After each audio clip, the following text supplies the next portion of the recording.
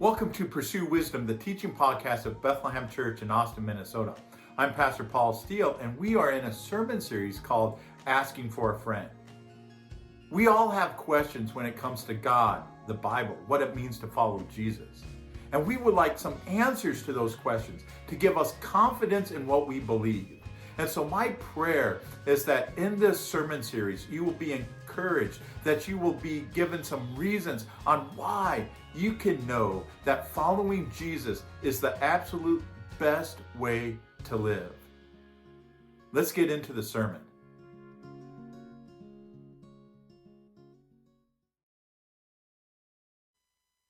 We are in Sermon 13 of the sermon series, Asking for a Friend.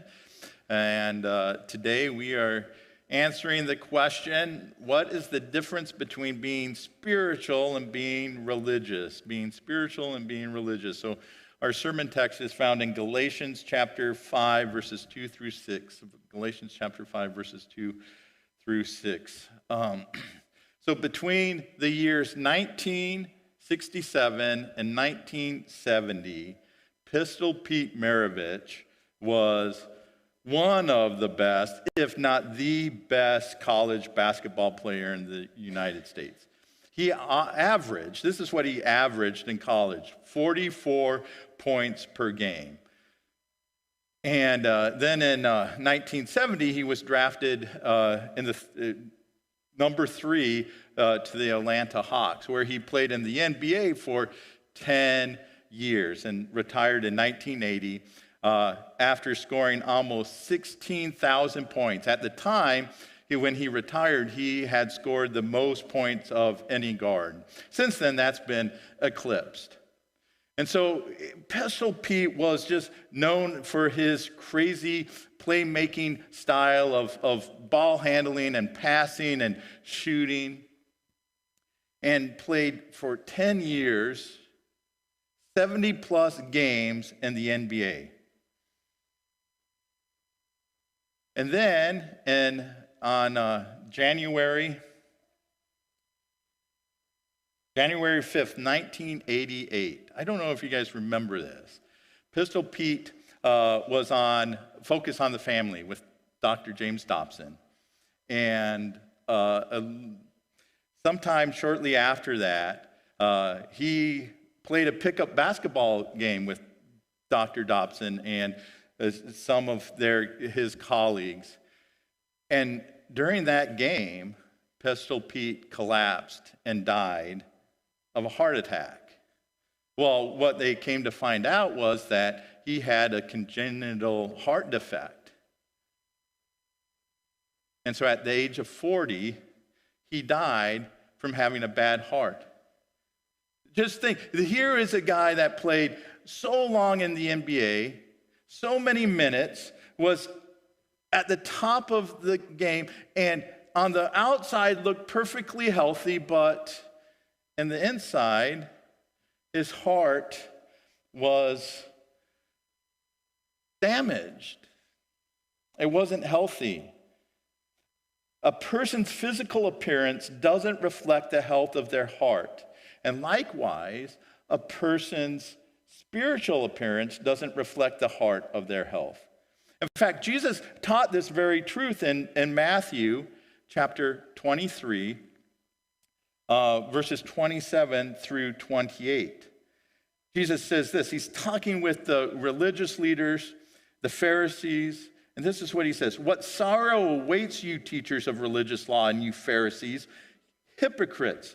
For you are like whitewashed tombs, beautiful on the outside, but filled on the inside with dead people's bones and all sorts of impurity. Outwardly, you look like righteous people, but inwardly, your hearts are filled with hypocrisy and lawlessness." So Jesus is saying, it doesn't really matter what the outside looks like. If the inside is all a mess, then there is problems. He says, what great sorrow awaits you when that's the case. You have this outward appearance of being righteous, but inside, it's all a mess. It's a mess. So we want to have healthy hearts. We want to have healthy hearts. So the question is then, how do we have healthy hearts? How do we make sure our hearts are healthy? How do we make sure our hearts are healthy? Well, within our culture, people will offer you one of two paths, right? They will offer you the path of being spiritual, or they'll offer you the path of being religious. And sometimes these two words, spiritual and religious, are used interchangeably. In fact, you may remember a time when somebody who was very religious, who was committed to going to church and being part of what the church was doing, you would describe them as being a very spiritual person because they were concerned about their spiritual lives. They were concerned not just about the physical, but they were concerned about the spiritual. And so you can use these in some regards, especially in the past, interchangeably. But in our culture today, they kind of have two different meanings. And even in our Christian culture, we use the terms differently. So we'll say stuff like this, right? I'm spiritual, but not religious, right? We want to make sure that there's a difference between the two. I'm spiritual, but I'm not religious. So what does it mean to be spiritual?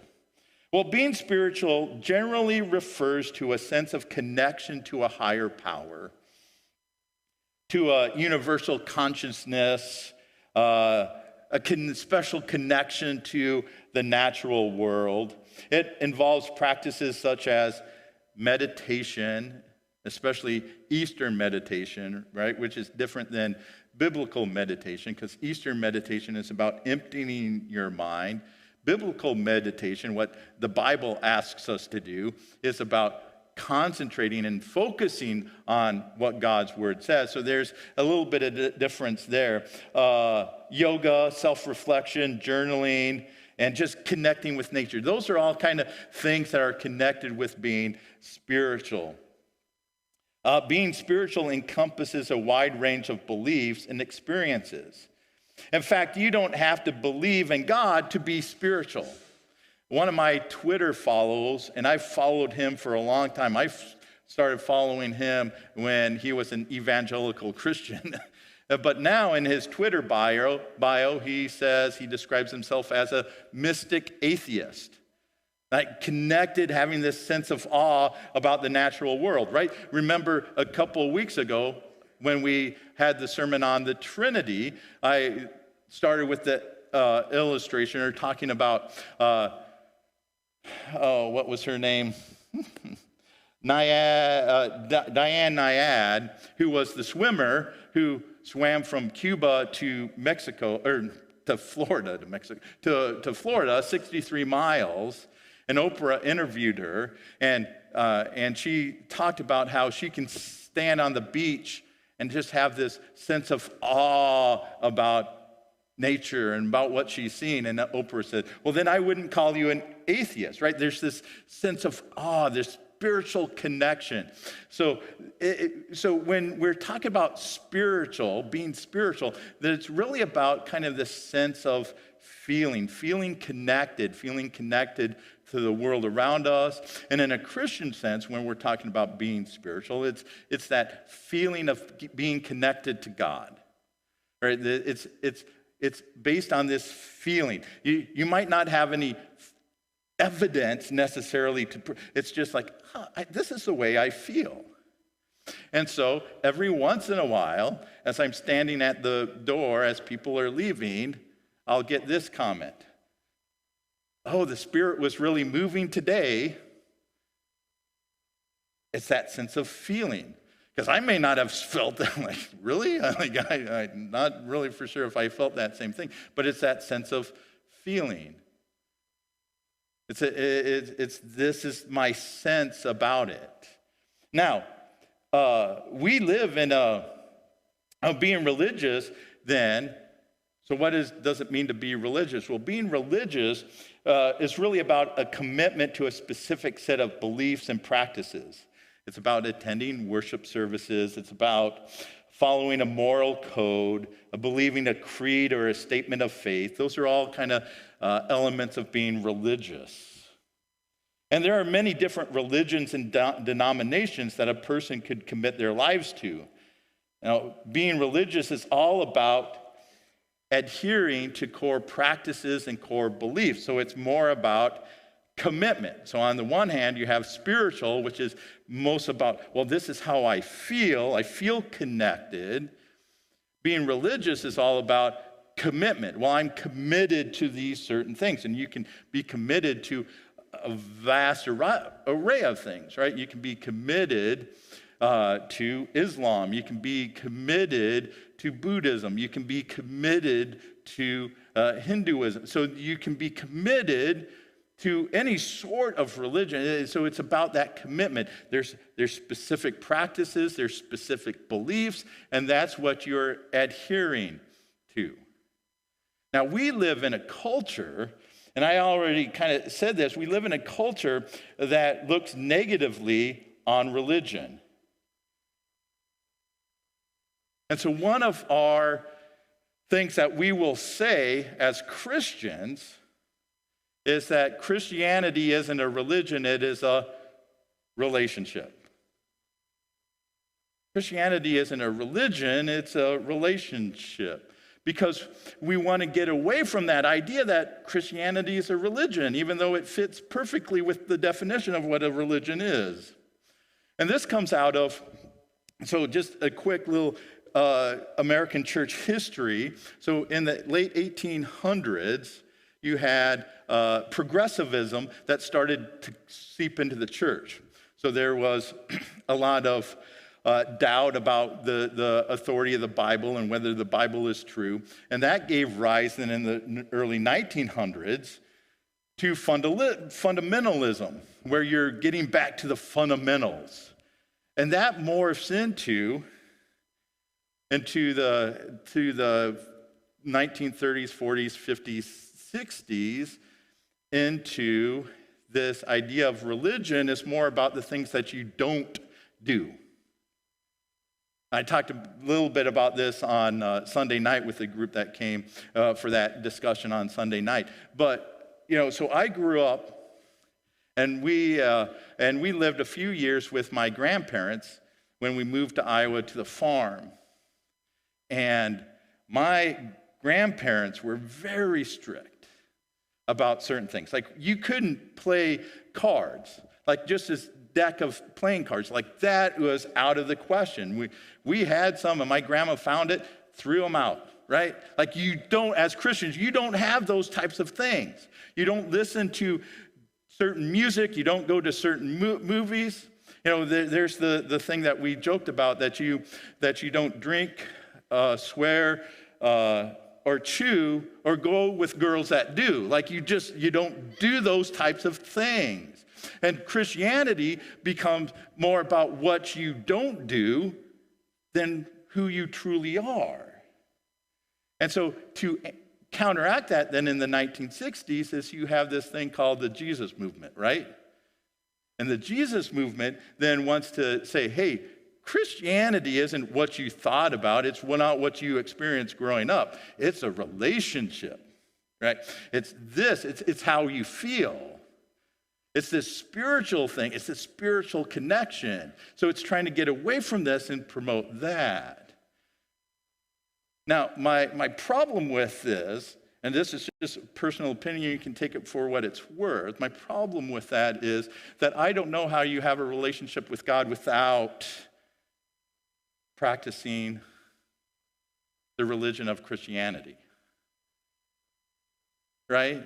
Like, what does it mean to have a relationship with God? Because you and I can have a relationship where we sit down and talk face to face, but we don't have that with God. God has given us certain things within the Bible, prayer, His Word, right? And this is how we connect with God. And so to say, oh, Christianity isn't a religion, it's a relationship, well, that's kind of selling people something that Christianity really isn't. And so here's the reality of things, right? It's that God created us all uniquely. He's created us all differently. And so some of us are going to be drawn more to the spiritual end of things. And you're going to connect with God via your emotions, via experiences. You know, you're going to be able to look out and enjoy a sunset and kind of connect with God through that. And then there's others of us who connect with God through commitment, through doctrines and belief and study, through practicing religion. Both can be equally valid. We don't have to pit one against the other. Both are equally valid. And so, as I just said, I'm much more kind of a religion type guy. Like, this is what I know. This is what the Bible says. Like, Jenny, on the other hand, is much more spiritual. Part of just her background, how she grew up. And so sometimes we have this sort of conversation when there's something like the Asbury Revival or something like that. And she'll say, "You don't really believe that." Like, it's not that I don't believe, this is what I say. It's not that I don't believe, I'm just heavily skeptical. Like, what is informing your feelings on this? Like, show me the evidence. But that's one of the reasons why we work good with one another. Like, we kind of balance each other out. We kind of challenge each other where we need to be challenged. One is not necessarily bad and the other isn't necessarily good. They're both equally valid, but there's something at their core that they both need. If you're going to have a relationship with God by being spiritual, if you're going to have a relationship with God by being religious, there's something core that you need to make them valid. You need to have faith in Jesus. So, the book of Galatians, now remember, we went through the book of Galatians in 2021. After we did the story, we went through Galatians. So, at this time, 2 years ago, we were going through Galatians. Now, Galatians is written by Paul to this group of churches in the province of Galatia, churches that he started. Paul started them, and they're primarily Gentile churches, so people who grew up without having that Jewish background of the Old Testament. They're not recognized as God's chosen people. And Paul came in and he said, that's okay. God accepts you, and you can be part of God's people based on your faith in Jesus. And then following Paul comes this group that says, hold your horses. Like, you can't be part of God's people unless you're become Jews first. That's what's needed. And so these churches, these young churches who don't have the privilege of having this, they maybe have some of the Old Testament, they don't have the Bible. They're like, okay, well, how do we figure this out? So Paul writes this letter back to the Galatians saying, hey, this is what matters. This is what matters. And so picking up here in Galatians chapter 5, verses 2 through 6. Listen, I, Paul, tell you this. If you are counting on circumcision to make you right with God, then Christ will be no benefit to you. I'll say it again. If you're trying to find your favor with God by being circumcised, you must obey every regulation in the whole law of Moses. For if you are trying to make yourselves right with God by keeping the law, by being religious, you have been cut off from Christ. You have fallen away from God's grace. But we who live by the Spirit eagerly wait to receive by faith the righteousness God has promised to us. For when we place our faith in Christ Jesus, there is no benefit in being circumcised or being uncircumcised. What is important is faith expressing itself in love. What is important is faith expressing itself in love. That is what is important. Paul's point here is simple. If you're trying to please God, to have a right relationship with Him through the things that you do, you will fail. You'll fail. If it's all about what you're trying to do, what you're trying to work up, you're going to fail. And so here, Paul focuses on the law, specifically circumcision. Like if you're trying to have this relationship with God just by simply keeping the law, you're going to fail because you can't keep all the law. It's impossible. You're going to fail. In 1 Corinthians, Paul will make a very similar case about being spiritual.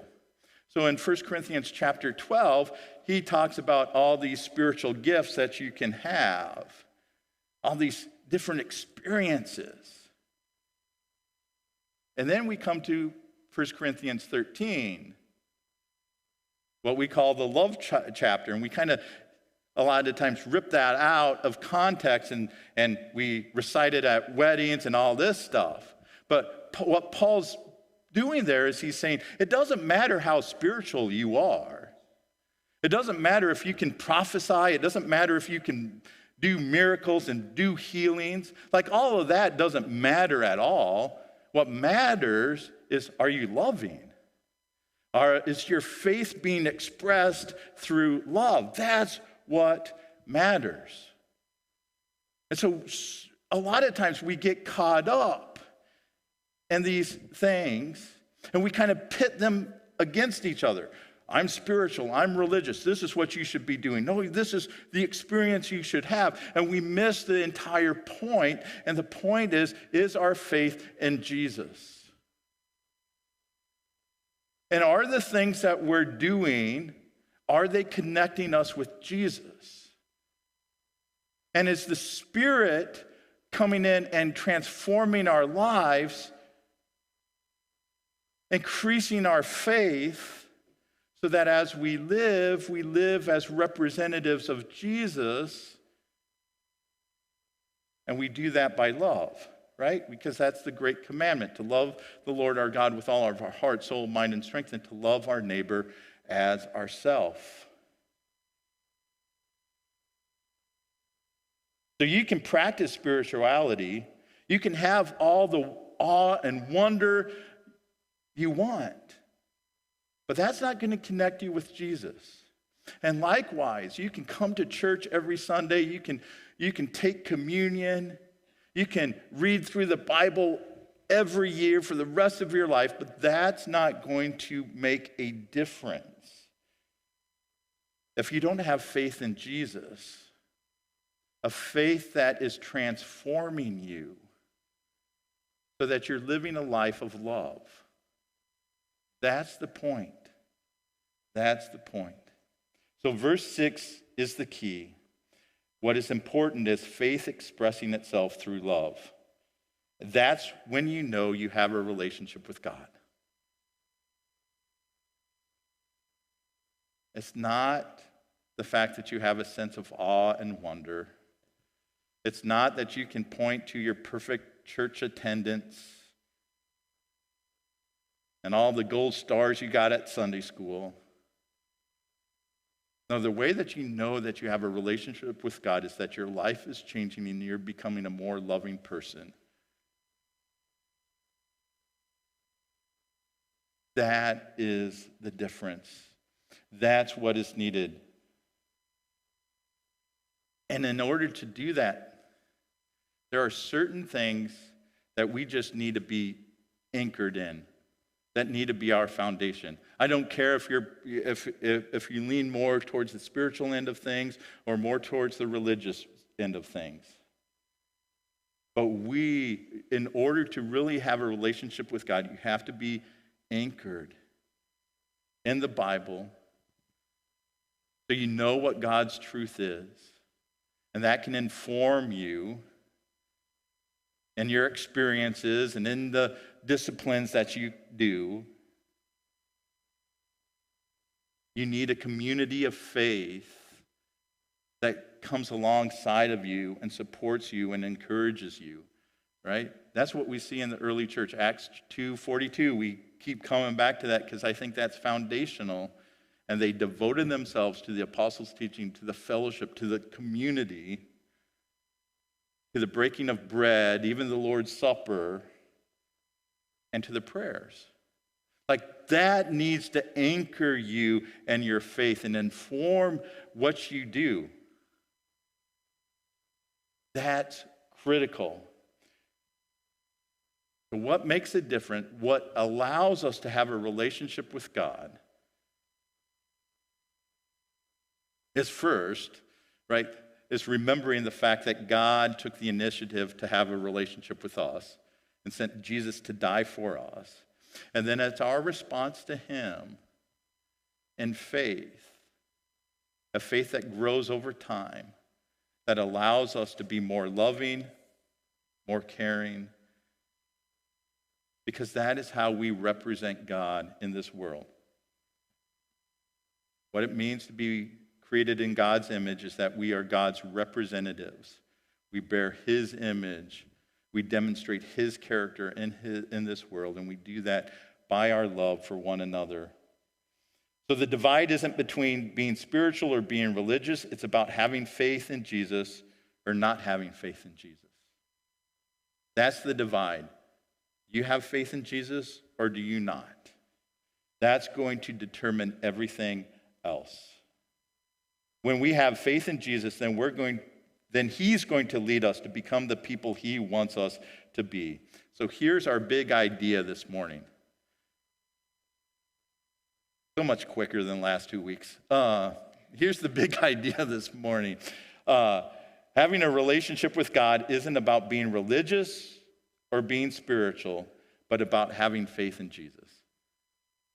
So having a relationship with God isn't about being religious or spiritual. It's about having faith in Jesus. It's about Jesus and following him with our lives. The Bible, prayer, and fellowship all play significant roles in our faith. But some of us will be more religious, and some of you will be more spiritual, and we can accept each other and appreciate what each other has to offer, right? That's crucial. Again, we need one, we need to push each other. We need to encourage one another. Why it's crucial to be part of the local church. We need the experiences of one another to help us in our own personal discipleship. So here's our challenge this week. It's to spend the week practicing a spiritual discipline you don't normally do. So take some time to meditate, take some time to study, take some time to journal, take some time to serve. Whatever it is, what is it that you normally don't do that you might feel a little uncomfortable with, and just try it out. Try it out. Being spiritual and being religious are both equally valid, and when it comes to following Jesus, what is needed to make them legitimate ways of following Jesus is faith. A faith that is expressed in our love for God and our love for people.